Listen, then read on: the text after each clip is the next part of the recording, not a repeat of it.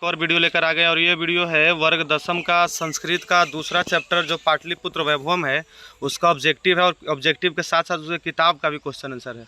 आप इसे देख लीजिएगा और अगर आप इस चैप्टर को ना पढ़े हैं तो इसका वीडियो बनाया हुआ है, उसका लिंक इस वीडियो के डिस्क्रिप्शन में डाला रहेगा, आप देख लीजिएगा। और ये आपका रहा उस चैप्टर का ऑब्जेक्टिव और सब्जेक्टिव प्रश्न जो आपके एग्जाम में आते हैं।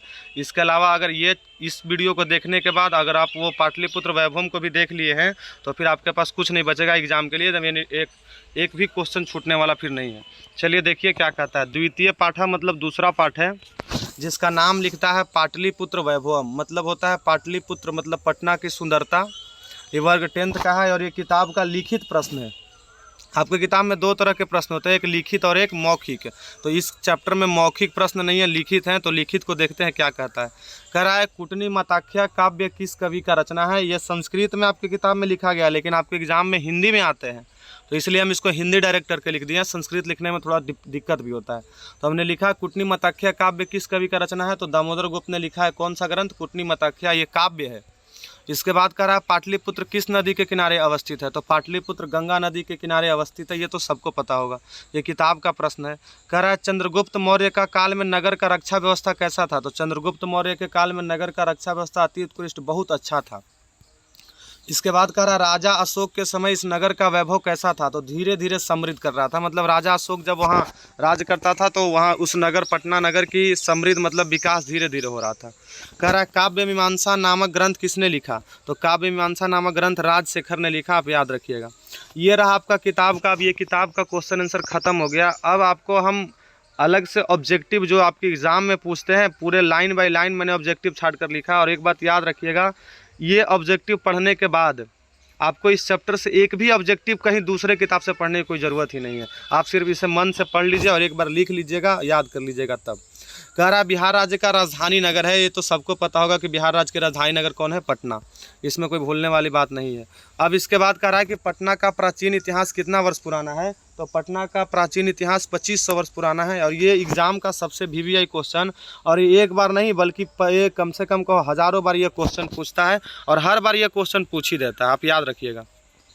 कह रहा है पटना का कौन कौन सा क्षेत्र ध्यान आकर्षित करता है, तो पटना में कुछ क्षेत्र हैं जैसे उद्योग क्षेत्र हैं, राजनीतिक क्षेत्र हैं, धार्मिक क्षेत्र हैं जो हमारे ध्यान को अपनी ओर आकर्षित करते हैं। इसके बाद कह रहा है कि पटना में कितने और कौन कौन विदेशी यात्री आए थे, तो पटना में 4 विदेशी यात्री आए थे। ये क्वेश्चन को हम 2 को बना सकते थे लेकिन हम एक ही कर दिए इसलिए क्योंकि क्वेश्चन फिर ज़्यादा बढ़ जाएगा और वीडियो लंबा हो जाएगा जिससे आपको देखने में थोड़ा सा दिक्कत होगा।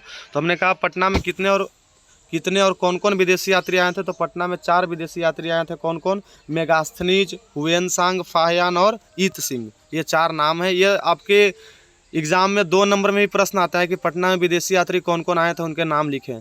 अब इसके बाद है क्वेश्चन प्राचीन भारत में एक विचित्र नगर कौन था जो गंगा के किनारे बसा था, तो पाटलिपुत्र। इसका टाइप अलग भी रह सकता है कि पाटलिपुत्र गंगा के किनारे बसा कैसा नगर था, तो आप याद रखिएगा विचित्र नगर था। इसके बाद कह रहा है कि दामोदर गुप्त कौन थे, तो दामोदर गुप्त एक कवि थे जिसने अपना ग्रंथ लिखा जिसका नाम दिया कुटनी मताख्या, याद रखिए।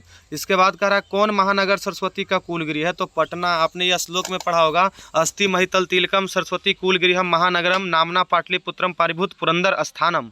तो उसमें लिखा गया है कि जो सरस्वती का कुलगृह है तो कौन है, पटना सरस्वती का कुलगृह है। कह रहा परिभूत पुरंदर किसे कहा गया, तो परिभूत पुरंदर कहा गया पटना को। इसके बाद कह रहा बुध के समय पटना का क्या नाम था, तो बुध के समय पटना का नाम था पाटलीग्राम। और ये एग्जाम का सबसे VVI क्वेश्चन कई बार पूछता है, ठीक है।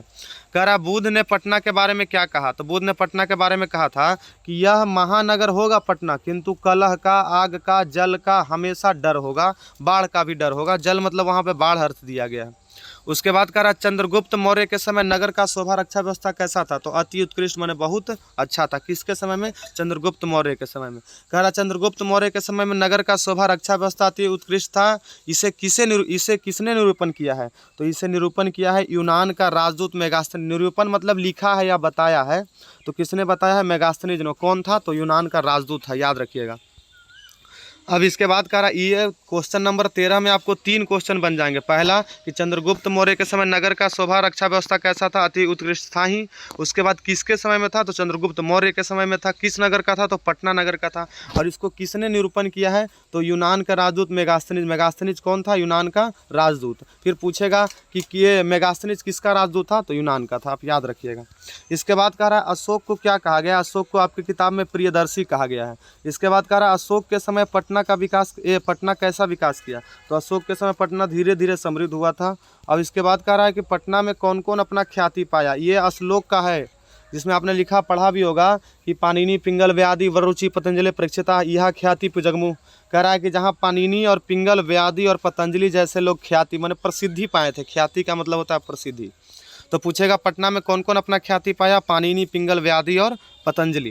कह रहा है कहाँ पुष्प का उत्पादन अधिक मात्रा में होता था, तो पटना नगर के समीप पुष्प का उत्पादन अधिक मात्रा में होता था। इसके बाद कह रहा है पाटलिपुत्र शब्द किस शब्द से और किस रचना के आधार पर प्रचलित हुआ, तो पाटलिपुत्र शब्द का निर्माण पाटल पुष्प से और पुतलिक रचना के आधार पर हुआ। ठीक है। इसके बाद कह रहा है कि पटना में कौन सा महोत्सव मनाया जाता है, तो पटना में कौमुदी महोत्सव मनाया जाता है। इसके बाद कह रहा है ये क्वेश्चन भी आया है, बहुत बार एग्जाम में आता है कि पटना में कौन सा महोत्सव, कौमुदी महोत्सव। इसके बाद कह रहा है कौमुदी महोत्सव किस ऋतु में मनाई जाती है, तो कौमुदी महोत्सव शरद ऋतु में मनाई जाती है। इसके बाद कह रहा है कि कौमुदी महोत्सव किस वंश शासन काल से प्रचलित है, तो कौमुदी महोत्सव गुप्त वंश के शासन काल से। ये क्वेश्चन भी आई क्वेश्चन है, याद रखना।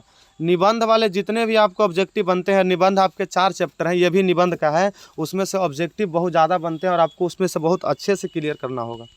इसके बाद कह रहा कौमुदी महोत्सव को किस पूजा समारोह की तरफ प्रचलित था, तो ये दुर्गा पूजा समारोह की तरफ प्रचलित था। इसके बाद कह रहा मुगल वंश काल में पटना कैसा था, तो धीरे धीरे फैल रहा था, समुदाय होते जा रहा था। इसके बाद कह रहा अंग्रेजी शासनकाल में पटना का विकास कैसा था, तो अंग्रेजी शासनकाल में पटना का विकास धीरे धीरे कर रहा था। पटना शब्द का निर्माण किस शब्द से हुआ, सबसे VVI क्वेश्चन कई बार एग्जाम में पूछा हुआ है। पतनम शब्द से पटना का निर्माण हो, कई बच्चा इसमें यहाँ पे ट लिख देते हैं, यहाँ पे ये ट नहीं ये त है, पतनम शब्द से। अब कह रहा है कि पटना नगर की पालिका देवी कौन है, तो पट्टन देवी हैं।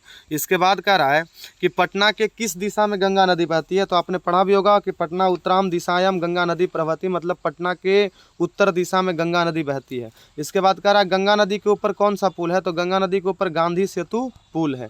इसके बाद कह रहा है एशिया महादेश का सबसे लंबा पुल, तो एशिया महादेश का सबसे लंबा पुल कौन सा है, गांधी सेतु पुल।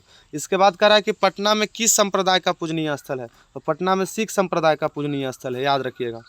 इसके बाद कह रहा है ये भी क्वेश्चन जो है ना, पटना में किस संप्रदाय का पूजनीय स्थल है, ये भी VVI क्वेश्चन आपके एग्जाम में कई बार पूछा है। अब इससे टाइप के और क्वेश्चन आते हैं जो आपके एग्जाम में आते हैं, देखिए कौन सा।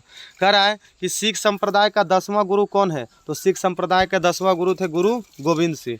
कह रहा है किस मानचित्र के अनुसार पटना नगर महत्वपूर्ण है, पर्यटन मानचित्र, मतलब घूमने वाले आप व्यक्ति हैं या आप पर्यटन करने के अनुसार मानचित्र को देखते हैं तो पटना भी एक महत्वपूर्ण नगर है। इस प्रकार से आपका इस किताब का पूरे ऑब्जेक्टिव हो गए खत्म। अब एक क्वेश्चन जो आपके सब्जेक्टिव में इस चैप्टर से आते हैं, जो हमने लिख दिया है कि पटना के दर्शनीय स्थल का नाम लिखे, यह सबसे VVI क्वेश्चन और इस चैप्टर से यही क्वेश्चन आता ही है एग्जाम में।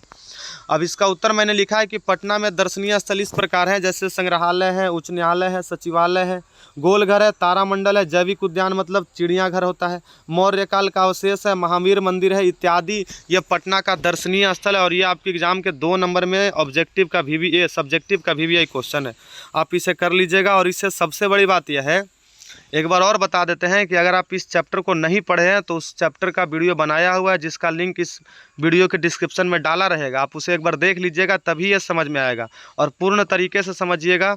और उसके बाद अगर कोई आपको दिक्कत होगा आप हमें बताइएगा, बताने के बाद अगर आपको और भी समझ में नहीं आता है तो कमेंट कीजिए, और अगर अच्छा लगता है तो लोग को बताइए, लाइक कीजिए, शेयर कीजिए, सब्सक्राइब कीजिए। बाकी फिर आगे की ओर पढ़ते रहेंगे।